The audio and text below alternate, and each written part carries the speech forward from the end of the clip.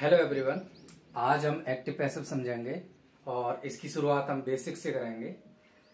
इससे पहले मैं आपको बता दूं कि अगर आपको एक्टिव पैसिव बहुत अच्छे से समझना है तो उससे पहले आपको टेंस आने चाहिए। इंग्लिश ग्रामर का आधार होता है टेंस। अगर आपको टेंस आते हैं तो बाकी की जो भी इंग्लिश के ग्रामर के जो कंसेप्ट हैं वो आपके बहुत अच्छे से क्लियर हो जाएंगे और आपको समझने में बहुत आसानी होगी।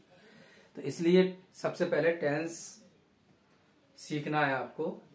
और अगर आपको टेंस सीखने हैं और मेरे द्वारा अगर आपको हेल्प चाहिए तो मुझे कमेंट करके बताना। मैं टेंस से रिलेटेड एक एक वीडियो आपके यूट्यूब पे डाल दूंगा जिससे आपको घर पे या टेंस सीख सकते हैं। ठीक है, तो चलो हम एक्टिव पैसिव की शुरुआत करते हैं बेसिक से। सबसे पहले एक्टिव पैसिव को हम हिंदी में समझते हैं कि एक्टिव पैसिव होते क्या है।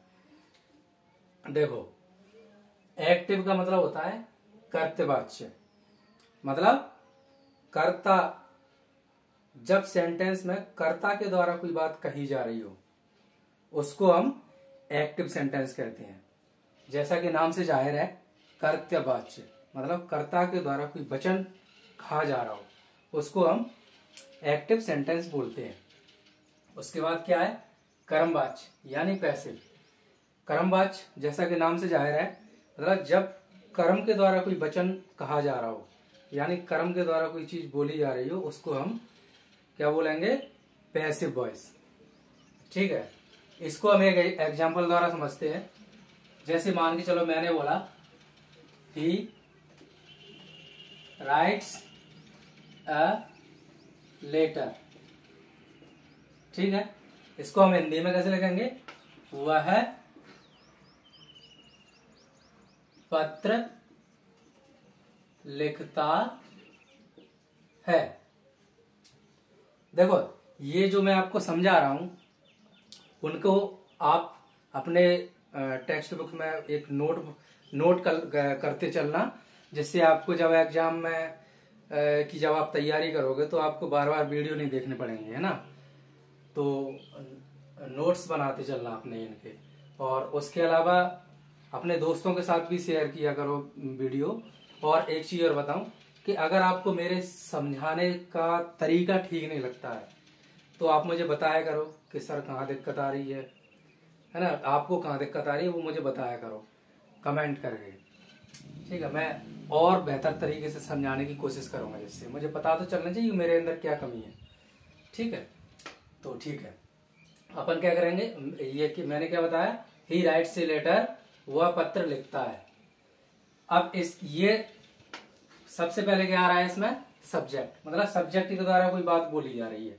वह है, कौन लिखता है पत्र, वह है यानी सब्जेक्ट, ये है सब्जेक्ट। यानी ये सेंटेंस कौन सा हो गया, एक्टिव सेंटेंस। अब इसको अगर मैं ऐसे लिखूं, ALETTE या letter is, WRITTEN written, by ही का हो जाएगा हिम। यानी इसको हिंदी में कैसे लिखेंगे अपन, पत्र उसके द्वारा लिखा जाता है। ठीक है, अब इसमें देखो किसके द्वारा बात बोली जा रही है, ऑब्जेक्ट के द्वारा, यानी पत्र उसके द्वारा लिखा जा रहा है। सबसे पहले क्या आ रहा है, ऑब्जेक्ट, यानी ये सेंटेंस क्या हो गया, पैसिव वॉइस।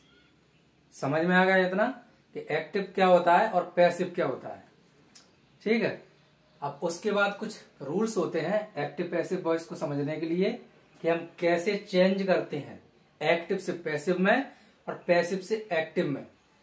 ये आपके 9th से लेकर, मैं तो ये कहूं 8वीं से लेकर आप जब कॉम्पिटिशन की तैयारी करोगे तब तक आपको काम आने वाले हैं। और मैं पूरी कोशिश करूंगा और करता भी हूं, जो भी वीडियो में बनाता हूं अपना 100% देने की कोशिश करता हूं पूरी ईमानदारी के साथ। और आपको कहीं दिक्कत हुआ अगर तो आप मुझे कमेंट करके पूछ लिया करो। ठीक है, ये हो गए एक्टिव पैसिव वॉइस हिंदी में समझ में आ गया होता क्या है। अब इनके कुछ नियम है वो मैं आपको बताऊं। सबसे पहले क्या होता है, सेंटेंस ट्रांजिटिव वर्ब में होना चाहिए, यानी मेरे कहने का मतलब सेंटेंस में ट्रांजिटिव वर्ब दी होनी चाहिए। ट्रांजिटिव वर्ब का मतलब होता है सकर्मक क्रिया, सकर्मक क्रिया, ठीक है। सकर्मक मतलब कर्म के साथ दी गई क्रिया को हम सकर्मक क्रिया बोलते हैं। जैसे यहाँ पे लिखा है वह पत्र लिखता है। अब इसमें पहली बात तो ये बताइए कर्म क्या, सॉरी क्रिया कौन सी है। क्रिया ये है ना लिखना, राइट, ये क्रिया है ना। ये क्रिया कर्म के साथ दी है। क्या कर रहा है वो, पत्र लिख रहा है ना, तो ये पत्र क्या क्रम कर रहा है, वो काम क्या कर रहा है, पत्र लिख रहा है। ये हो गई क्रिया और ये आपका हो गया ऑब्जेक्ट। ये चीजें आपको टेंस में अगर आपको टेंस आते हैं तो ये चीजें आपको आसानी से समझ में आ जाएंगी, ठीक है। तो क्या है, क्या कहने का मतलब क्या है कि जब सेंटेंस में क्रिया कर्म के साथ दी हो, यानी ट्रांजिटिव वर्ब दी हो, उस सेंटेंस का ही एक्टिव से पैसिव बनता है। अगर सेंटेंस इंट्रांजिटिव वर्ब के साथ दिया हो, जैसे मैंने इंट्रांजिटिव का मतलब होता है अकर्मक क्रिया, अकर्मक क्रिया नाम से जाहिर है बिना कर्म के, मतलब कर्म के रहित, कर्म से रहित, उसको बोलते हैं अकर्मक क्रिया।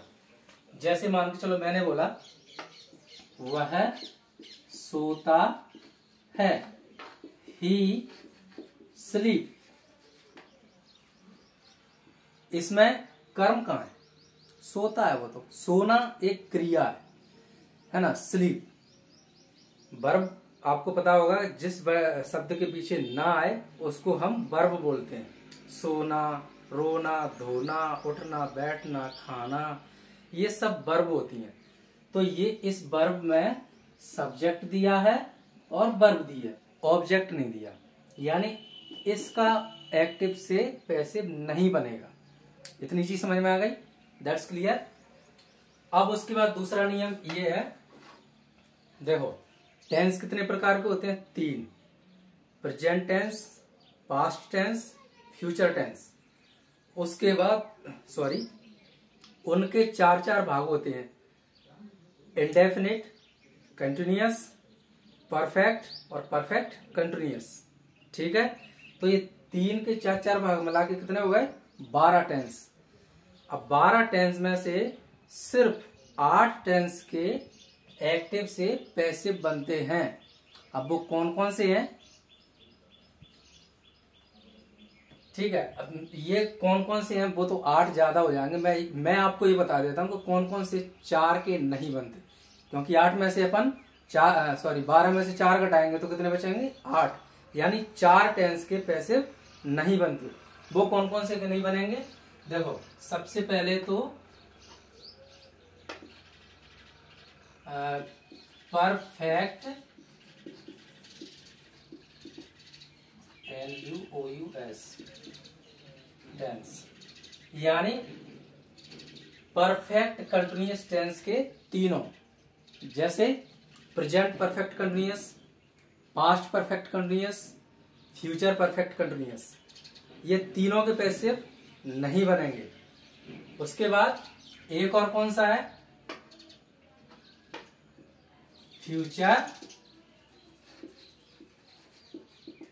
कंटिन्यूअस टेंस, ठीक है। ये 3 और ये 1 टोटल मिला के कितने हो गए, 4। इन चारों के पैसिव नहीं बनेंगे। इतना क्लियर हो गया। अब इसके बाद क्या होगा, इनका एक फॉर्मूला होता है। एक फॉर्मूला आपको अगर याद हो गया, उसके बाद आप कोई से भी एक्टिव से पैसिव बना सकते हो आसानी से। देखो 2 चीजें यहां पे मैं लिख रहा हूं, INDE FINITE। इंडेफिनिट का चेंज होगा कंटिन्यूअस में,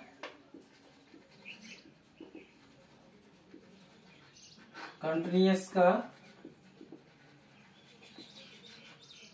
में ही रहेगा, प्लस बीइंग लग जाएगा। उसके बाद परफेक्ट का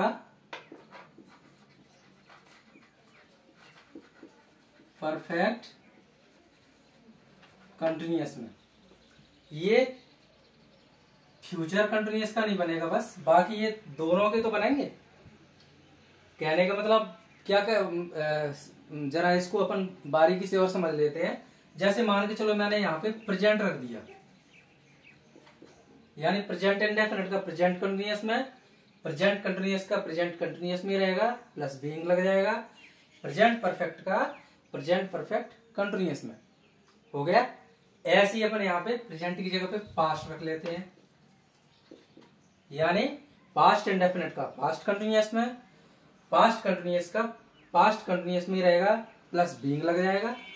उसके बाद पास्ट परफेक्ट का पास्ट परफेक्ट कंटिन्यूअस में। यानी आपको यहां पे कोई सा भी टेंस रख लेना, ये चीज याद रखना, इंडेफिनिट का कंटिन्यूअस में, कंटिन्यूअस का कंटिन्यूअस में रहेगा, प्लस बीइंग लग जाएगी, परफेक्ट का परफेक्ट कंटिन्यूअस में।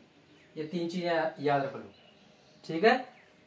ये चीजें आपको हालांकि नहीं आ रही होंगी अभी समझ में, इनको मैं और डिटेल में समझाऊंगा। अभी मैं बेसिक समझा रहा हूँ, बेसिक, ठीक है।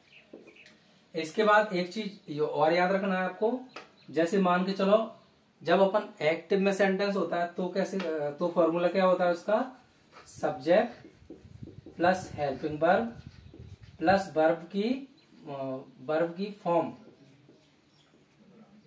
चाहे वो फर्स्ट हो, सेकंड हो, थर्ड हो। उसके बाद ऑब्जेक्ट, यही होता है ना। जैसे मान के चलो मैंने बोला he is WRITING writing a letter. देखो सब्जेक्ट, हेल्पिंग वर्ब, वर्ब की फॉर्म, यानी वर्ब में ING लगा है, वर्ब की फोर्थ फॉर्म है। उसके बाद ऑब्जेक्ट। ये सेंटेंस हो गया, फॉर्मूला हो गया क्या का, एक्टिव सेंटेंस का। अब इसको हम पैसिव में चेंज कैसे करते हैं, पैसिव में चेंज करने का फॉर्मूला देखो, ऑब्जेक्ट को इधर ले आते हैं हम। उसके बाद हेल्पिंग वर्ब, हेल्पिंग वर्ब यानी जैसे मान के चलो इधर सेंटेंस कंटिन्यूअस का है, ये कंटिन्यूअस का है, तो कंटिन्यूअस का चेंज क्या होगा, कंटिन्यूअस में रहेगा, प्लस बीइंग लग जाएगी। इसी टाइप से हेल्पिंग वर्ब। उसके बाद आएगी वर्ब की थर्ड फॉर्म, वर्ब की थर्ड फॉर्म, और प्लस बाय प्लस सब्जेक्ट का ऑब्जेक्टिव फॉर्म। अब सब्जेक्ट का ऑब्जेक्टिव फॉर्म मैं आपको बताऊंगा, चलो यहां पे लिख देता हूं मैं। सब्जेक्ट के ऑब्जेक्टिव फॉर्म होते हैं ही का हिम, सी का हर, इट का इट ही रहता है, ही सी इट, आई का मी, वी का अस, यू का यू ही रहता है, दे का देम हो जाता है। तो ये सब्जेक्ट जब इधर आता है तो ऑब्जेक्टिव फॉर्म आता है। यहां पर सेंटेंस में ही दिया है, he is writing a letter, ठीक है। तो इसको अगर हम इधर, इसको चलो ठीक है बनाते हैं। सबसे पहले देखो आपको ये फॉर्मूला देखना है। इस फॉर्मूले में ऑब्जेक्ट कॉमन रहेगा, वर्ब की थर्ड फॉर्म कॉमन रहेगी, बाय कॉमन रहेगी, और सब्जेक्ट सिर्फ चेंज होता है तो हेल्पिंग वर्ब चेंज होती है, बस। इसके अलावा और कुछ नहीं होता चेंज। सिंपल सेंटेंसेस में ऑब्जेक्ट भी रहेगा, वर्ब की थर्ड फॉर्म भी रहेगी। हमेशा एक्टिव से आप कोई से भी टेंस में पैसिव बनाओ तो वर्ब की थर्ड फॉर्म आती है, वाई आती है, सब्जेक्ट का ऑब्जेक्टिव फॉर्म आता है। इसको हम एग्जाम्पल द्वारा समझते हैं। ये वाला सेंटेंस देखो, he is writing a letter. अब टेंस को हम पहचानते कैसे हैं? हेल्पिंग वर्ब द्वारा। हेल्पिंग वर्ब क्या दी है? इज। अब इज कौन से टेंस की हेल्पिंग वर्ब है? अगर हमें टेंस आते होंगे तो माइंड में तुरंत क्लिक कर जाएगा। प्रेजेंट कंटिन्यूअस की हेल्पिंग वर्ब है इज एम आर, यानी कि सेंटेंस का है प्रेजेंट कंटिन्यूअस का। अब इधर देखेंगे अपन, अब इधर आ जाओ। कंटिन्यूअस को चेंज कैसे करते हैं? कंटिन्यूअस में प्लस बीइंग लग जाता है। तो चलो बनाते हैं। सबसे पहले ऑब्जेक्ट। ऑब्जेक्ट क्या है इसमें? A letter. ए लेटर हो गया। उसके बाद हेल्पिंग वर्ब कंटिन्यूअस में चेंज होगा कंटिन्यूअस का, तो हेल्पिंग वर्ब ए लेटर यानी कि एक है, सिंगुलर है, तो एज आएगा। कंटिन्यूअस की helping verb is am are होती है, लगा दिया। उसके बाद बीइंग, इसमें लिखा है ना प्लस बीइंग, तो हमने बीइंग लगा दिया, हो गया। उसके बाद वर्ब की थर्ड फॉर्म। वर्ब क्या है इसमें? राइटिंग। वर्ब की थर्ड फॉर्म क्या होगी? WRITTEN, written. उसके बाद बाय, ये लग गया बाय। उसके बाद सब्जेक्ट का ऑब्जेक्टिव फॉर्म आएगा। सब्जेक्ट क्या दिया है? ही। ही का इधर देखो क्या है? ही का हिम हो जाएगा, ये लगा दिया हमने हिम, फुल स्टॉप, हो गया सेंटेंस। इतनी सी कहानी है एक्टिव से पैसिव वॉइस बनाने की। अब इनको चलो, आपको यहाँ पे अगर क्लियर समझ में नहीं आई होगी मुझे पता है, पर आप इस वीडियो को जब आपको पूरे एक्टिव पैसिव समझ में आ जाए तब आप इसको समझ लेना। इसको आप 2-3 बार देखना तो आपको एक्टिव से पैसिव बिल्कुल क्लियर हो जाएंगे। और देखो, एक वीडियो में मैं सारे एक्टिव पैसिव क्लियर करूंगा तो बहुत लंबा वीडियो हो जाएगा। मैं 3-4 वीडियो में कवर करूंगा ताकि आपको देखने में बोरिंग फील ना हो और पढ़ने में मजा भी आए। एक आध एग्जाम्पल और ले लेते हैं। चलो ठीक है,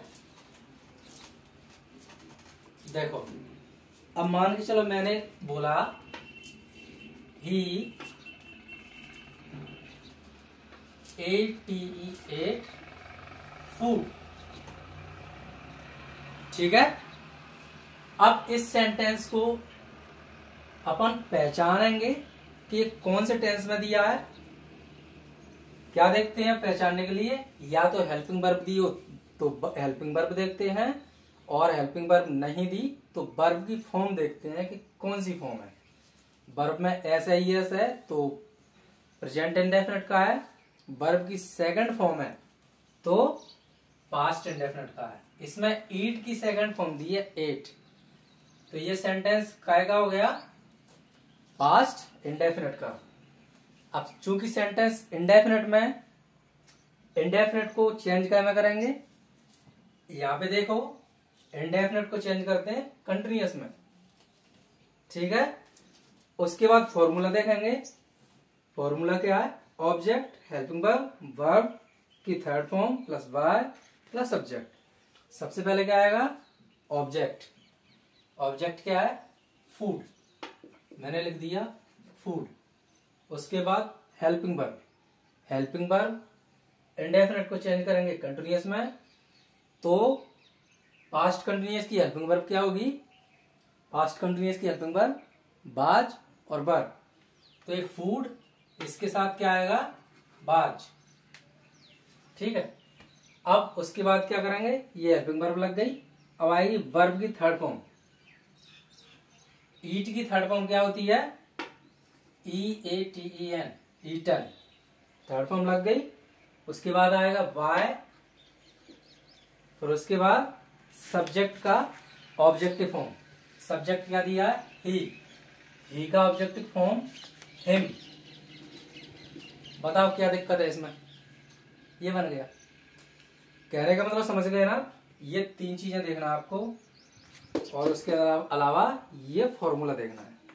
हो गया एक्टिव पैसिव।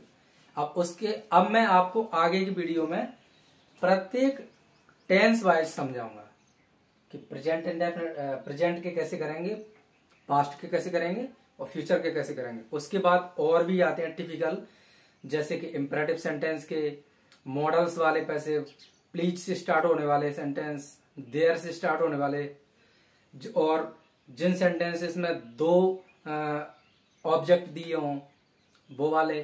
तो ये सारे मैं आपको बहुत अच्छे से क्लियर कर दूंगा। वीडियो अच्छा लगता है तो आप सभी दोस्तों के साथ शेयर किया करो।